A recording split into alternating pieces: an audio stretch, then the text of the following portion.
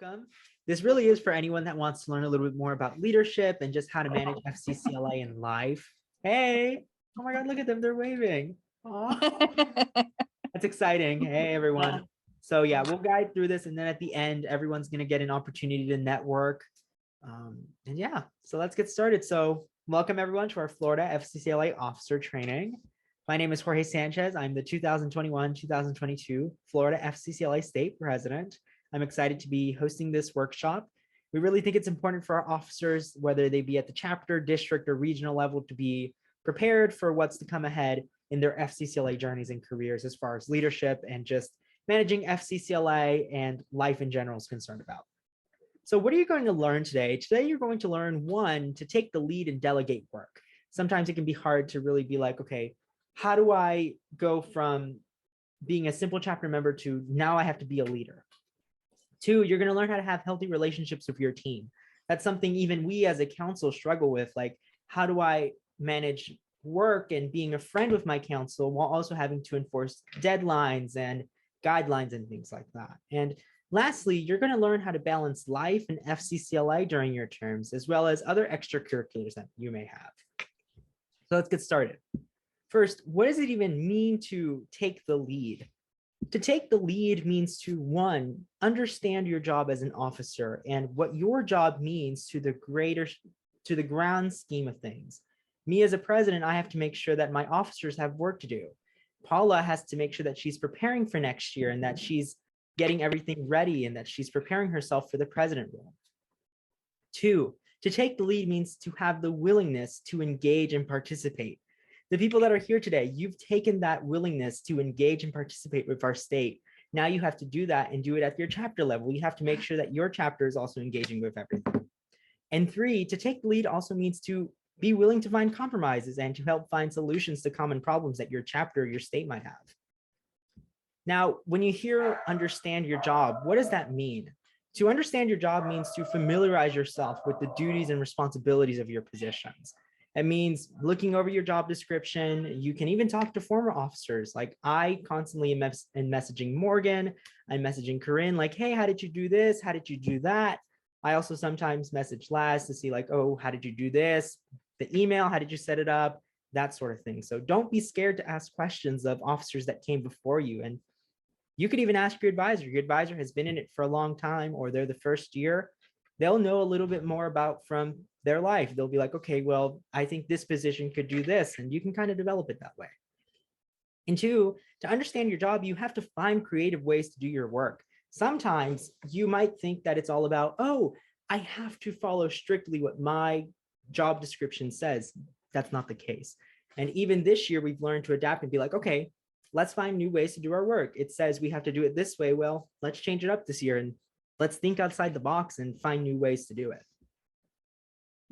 Now, to engage and participate, what does that mean? That means be proactive and ask questions. Throughout this workshop, if any of the students on have any questions, please feel free to stop me and I'll be able to clarify any questions that you may have. Being spontaneous sometimes, it really is like the best way to get ideas. And I have it listed here as number 2 is that if you have an idea, say it. Don't hold it back. Sometimes the best ideas come out of spontaneous things. Like this fall leadership conference, actually, we were talking about it last year and we were like, how cool would it be to have a fall conference? Boom, now here we are. That was just a spontaneous idea that one of our officers had. And they were like, it's a little too late, but what would it be like if we had a fall conference? And 3, you have to encourage discussion. You can never leave things to your own doing. Like, you always have to make sure that your officers are engaging. They're there like you are to learn and engage as leaders. They want to learn, they want to grow. So encourage that discussion. At the state level, we try to have meetings to talk about our state leadership conference, our fall leadership conference, and we try to piece things together by asking, what are we going to do? Everyone gets a chance to talk, and I think some of our old officers on here will tell you that really is the way to get ideas flowing and growing for a plethora of things that you'll do throughout FCCLA. Now, one of the big points that we also have here today is compromise. And it don't sound scary, you know, to compromise, it really means to understand that your ideas may not always go to plan. Like, you may have one plan and you're like, we're going to do this and we're going to do it right. And we're going to do it boom, boom, boom. That may not go as you want it to. And you have to understand that that's okay. That's not something to be upset about. If your team feels that some of your ideas aren't great or need some work, you cannot feel bad. You have to work with your team to find a sweet spot with something that you will like and that your leaders will like as well. And that ultimately, compromise will lead to even bigger ideas. I have one example about a fundraiser that we did a couple years back. We wanted to do a fundraiser at my middle school, and we had said, okay, let's do like a big day event. And we said, let's do a dance. And someone was like, dances are boring. And we were like, well, why? And we had to compromise with her. And what we ended up doing was actually a day-long carnival where people could come in and they would buy tickets and they'd play carnival games. And we also had a dance with it. So she compromised and, okay, we can have a dance, but we're also getting my carnival. And we raised a lot of money from that. And that idea would have not happened if, one, she had not spoken up, two, if she had not had the spontaneous moment of, well, why can't we do a carnival? And three, if she had not talked to us and come to a sweet spot of, okay, let's do the dance and the carnival. And ever since, the school has been doing the carnival, and it's been a major success. And that's exactly why we say that compromise isn't scary. It's fun and encouraged. When you hear compromise, sometimes you think, oh, I have to bring down my idea from here to here, and I don't want to do that. No, do it, because compromise shouldn't be scary. It should be encouraged. It's fun, and it leads to greater and bigger ideas. Now, the next thing I want to talk about is delegation of work. It can seem scary. I know it's like, okay, how, as a leader, how am I supposed to take what I'm supposed to do that I know how to do and pass it on down to the officers that maybe don't know how to do it? And the first thing I tell people is that delegation of work originates from the top. You have to find a central person within your team and task them with choosing who is getting what. Without that, it's just going to be a jumbled mess of everyone's equal and then no one knows who to go to, okay, what am I supposed to be doing? Unless that is your advisor, you really want to select a student that will say, okay, you're doing this, you're doing this, you're doing this, you're working with this person to make it happen. Two, everyone has to be willing to do it. Delegation only works if person A and person B are working together. It will never work if only person A is doing it and person B is like, I don't know if I really want to do this. So if all are not involved and willing to do their part, it will fail.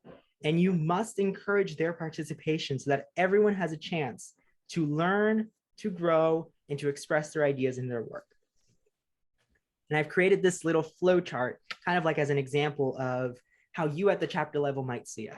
So let's say that the chapter president, this guy right here, he wants to have a social media and membership campaign and 2 different fundraising events throughout the year. You have your vice president of public relations, your vice president of membership, and your vice president of finance right here. So how would he go about delegating this? The president would go to the vice president of public relations and be like, okay, I want you to create a social media, make an email account for it so that we know what's going on. Give me the password and give yourself the password so that we can start connecting with people. And so the vice president of public relations would be responsible for managing the social media, working with the president to create the templates for the social media, and also setting standards like who do we follow, who do we not follow, what can we post, what can't we post, and also making sure that you're getting the necessary approvals for that social media. Secondly, the president would work with the vice president of membership to make that membership campaign. Here at the state level, it's me and Paula. So me and Paula work together on a membership campaign. We just gave an update about that a while ago. It's been super fun with that. But really it comes down to, okay, president, I need a membership campaign. Vice president membership has to be willing to do that. And so what they'll do is they'll develop the membership campaign and incorporate that with state and national resources. And then as far as fundraising goes, the president would go and talk to the vice president of finance. Sometimes they're called the treasurer at the chapter level. And they would tell the vice president of finance to work with the advisor to create fundraisers, seek out state resources to see what the state could think about a fundraiser, and work with that to maximize the profits and cover event expenses. And we're also going to do a fundraising event later tonight. So do stick around for that so that you can see kind of like what's going on. Now, I do want to remind people, delegation won't always be easy. I know a lot of teams are like, oh, we got to delegate, we got to delegate, we got to delegate. And if we don't, we failed. Don't feel that way. Delegation is hard.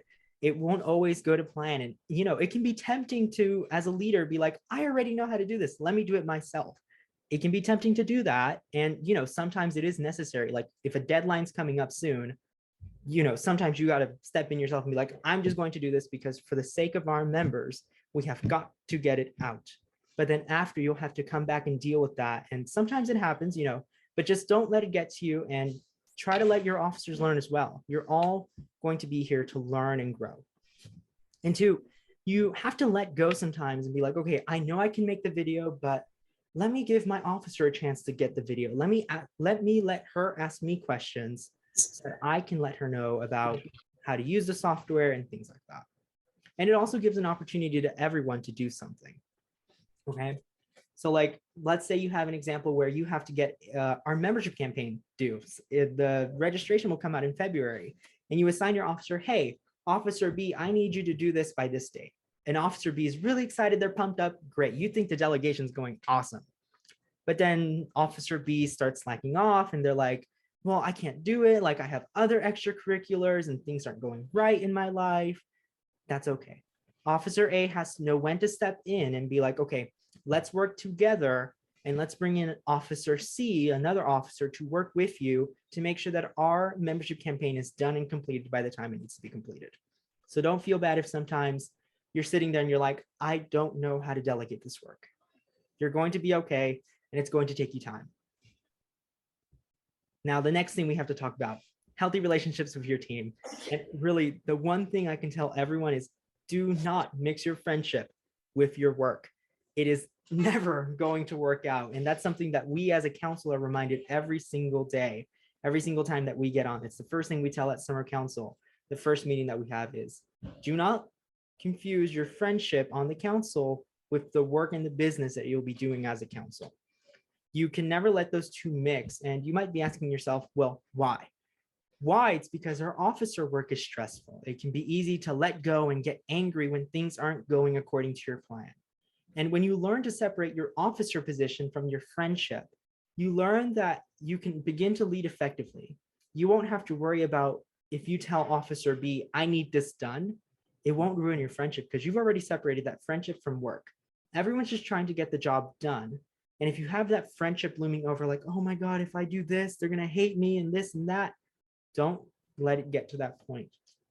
While it may feel that sometimes you're jeopardizing your friendship, you have to remember that the work that you're doing is almost simulating a professional relationship.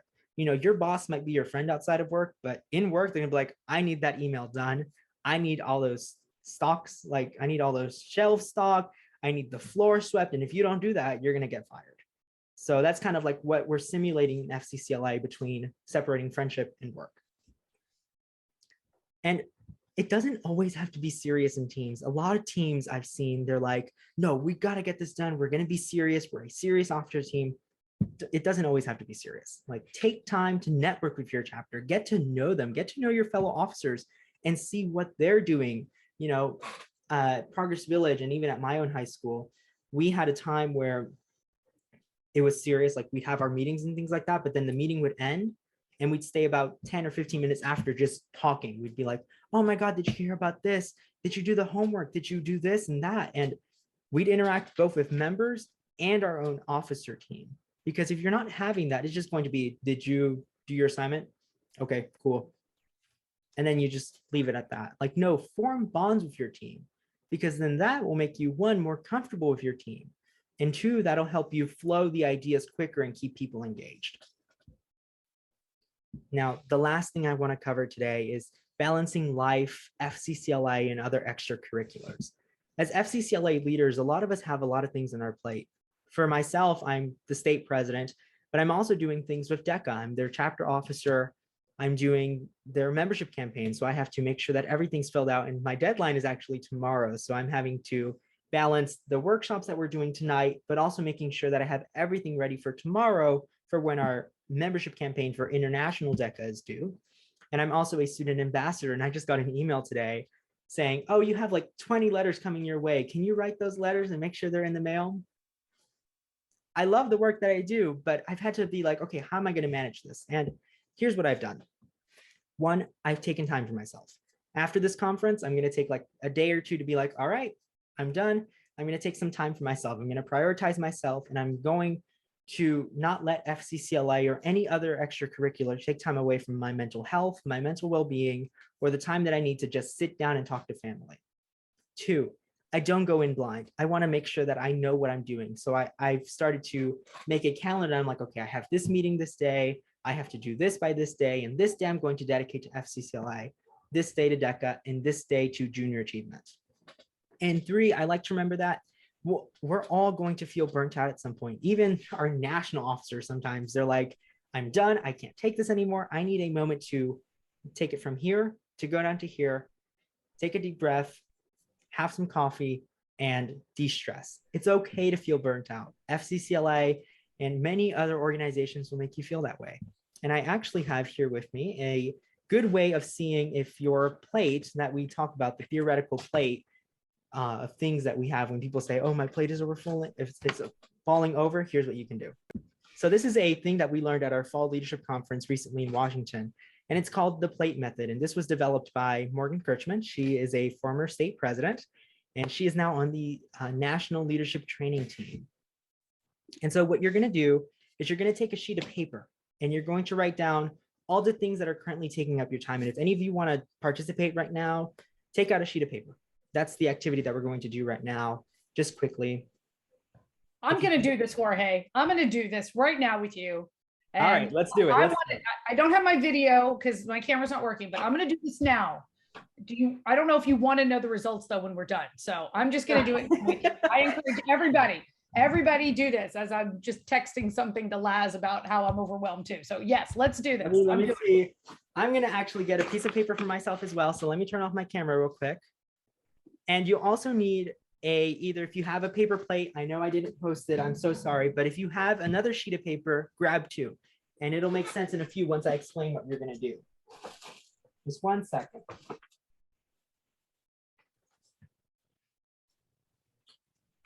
So I'm just going to grab my notebook because that's what I have near me. Okay. So once you have your sheet of paper, you're going to write down the things that are currently taking up your time. So I have my notebook. So I'm going to write down things like, oh, junior achievement, DECA, FCCLA. I have to take care of my friendships. I like listening to music. So that's the things that you're going to write down. So take a moment to quickly just jot down the things that take up your time. So I'll give some examples of the things I do. So I'm going to write down school, my state president work,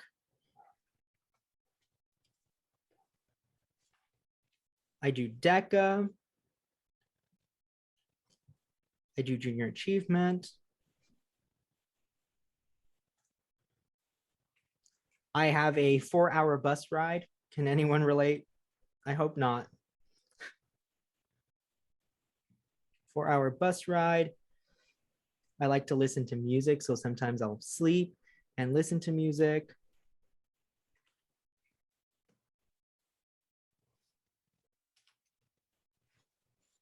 So yeah, and just, you don't have to fill up your paper. Just kind of think about what you're doing. If you go to the gym, you'd write down the gym and how many hours you go and things like that. So then once you have your list, what you're going to do is you're either going to grab a paper plate. If you don't have one, grab another sheet of paper and draw a circle on it. Just draw like a plate size circle, you know, that sort of thing. And then what you're going to do with your circle is you're going to divide it into the following 4 categories. So in person, we'd fold the plate 4 times like this to get like little triangles, kind of like if you're cutting a pizza, just into 4s. And on each triangle, you're going to label it school, mind, body, and personal time. And then your task is going to be everything that you wrote down on this sheet of paper, plus some other things that you have to write on here, is you're going to actually visualize how full your plate is. And you're going to have to determine what are you cutting out to make sure that your plate is not filling up too much. And you have to make sure that in school, let's say, okay, school, whatever on your list is related to school can only fit in here. You cannot fit it in mind, body, or personal. you have to manage the time and make sure that, okay, if I'm doing all this, it has to fit here. And if it doesn't, you're gonna have to cut some things out. Then on mind, what are you doing to take care of your mind? So some things I wrote down was listening to music, de-stressing from homework, taking time for myself. And I've even wrote down that I'm going to start a journal, and that's something that I'm doing for myself now. I started a journal to write down how I feel whenever I don't have anyone to talk to. I can just be like, okay, this is how I'm feeling, and it helps me de-stress. What am I doing for my personal time? So I'm going to watch TikToks. That's what I like to do. That's something fun. That's something that's not related to school. That's what I'm going to do. I'm also going to start taking naps. I feel really tired because I have to wake up at 4:30 in the morning to catch the bus. So I'm going to be like, okay, I'm going to set some time aside, take a nap. I'm also going to make sure that my dog doesn't destroy my home. Sometimes my dog can be crazy and, you know, he'll come into my room and grab pieces of paper and things like that. So for my own personal sake, for my mind and my body, just so I'm not stressed out about that, I'm going to make sure that I pick up my papers and put them on my desk so that my dog doesn't grab them. And I'm also going to talk more to my family. I haven't had time because of FCCLA. So that's something that personally I've taken to heart. I'm like, okay, I'm going to talk to my family and I'm going to make sure that I develop a relationship with them. And same thing with body. What are you doing to take care of your body? So I wrote down that I'm not going to overeat. I'm going to try to make sure that I'm eating what I need to eat and not more. I'm going to be sleeping a little bit more. So I've tried to start going to sleep earlier and earlier because I have to wake up early. And I've had to stop thinking about people and sometimes what they say. Like sometimes even as officers, it can be overwhelming. You'll be there and sit there and be like, oh my Lord, like the decisions I'm making, people don't like me, people don't dislike. Don't stop. Don't worry about that. Like people will say what they say and you cannot stop them. So why worry about it yourself? All right.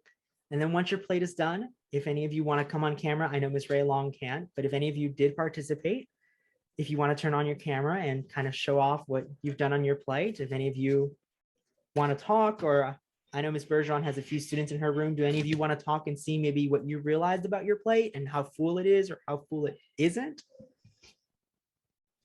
Okay, so as a teacher and as a advisor, I don't know how Ms. Bergeron feels about this or how Ms. Bennett feels about this, but this will be a really good activity to do with some of my, because I teach senior survival, and I just love how this works well for seniors as they're getting ready to plan their lives, I mean, there's a lot of overwhelming stuff going on in senior year too, that sometimes I think things get dropped and they become reactionary instead of proactionary, I guess is the word I'm looking for, to stop reacting, but be proactive about what you need to do. So I mean, this is very helpful for me.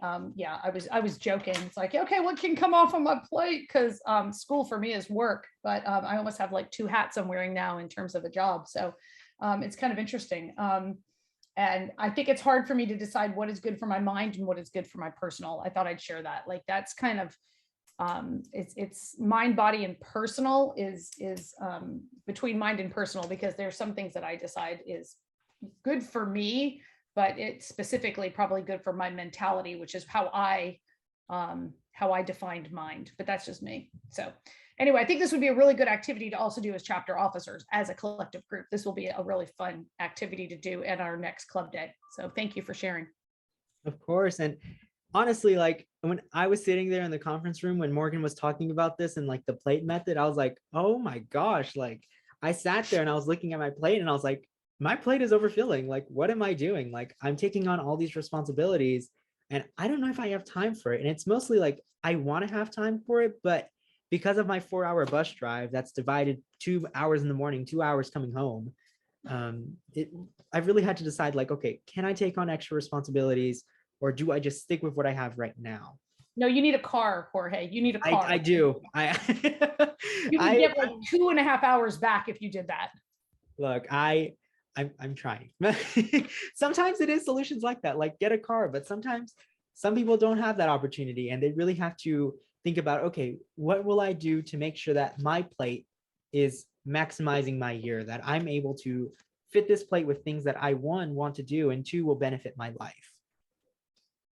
Anyone else want to share what they're kind of thinking about the plate, or if they've had troubles like fitting some things in some areas? And we have a few other people on here if they want to speak up. I'll just say that my plate is very full this week. We have a lot going on. Our district meeting is this week, so we're Oh, busy kind of trying to do that. So my officers are trying to help with that too. And our plates are very full this week, but we're definitely taking some time for ourselves too. any of your officers want to come up and talk about maybe what they're looking at their plate? Oh, yeah. Unfortunately, they all already had to leave. They're hoping to get home Oh, to get to the no. 6:30 one. Okay, well, the 6:31 is going to be really fun. Okay. So, and this recording will also be posted on YouTube. If any of you liked any of the resources on here, we'll also be posting all of the PowerPoints that you can use in your classrooms as well. Awesome, because they did, right before they left, they took a picture of the screen, and we're going to try and do this. And we have a chapter meeting tomorrow, so we're going to try and do this Perfect. activity. Okay, Yeah. but thank you. Yeah, you're welcome. And Laz, I definitely agree. Like, I was looking at this plate and I was like, can I get a bigger one? Because this is not going to work for me. I think I might need like one of those big, like, what are they called? The big platters that they have for like, what are they called? They're like the ones they use for catering, the big trays. I think I might need one of those because this plate, like I walked out of that meeting. I was like, this really called me out. Like, I really need to step back and take some time for myself, my own mind, and things like that. But thank you all for attending. That's our workshop. If you have any questions, my email is on the screen. My Instagram is also on the screen. If you want to reach out to me, we try to encourage all of our members to reach out to our state officers. We're not scary. We want to help you and we want to see what your chapters are doing. And everything that we've tried to do this year has been about how can we connect the chapters to make sure that they're maximizing their year.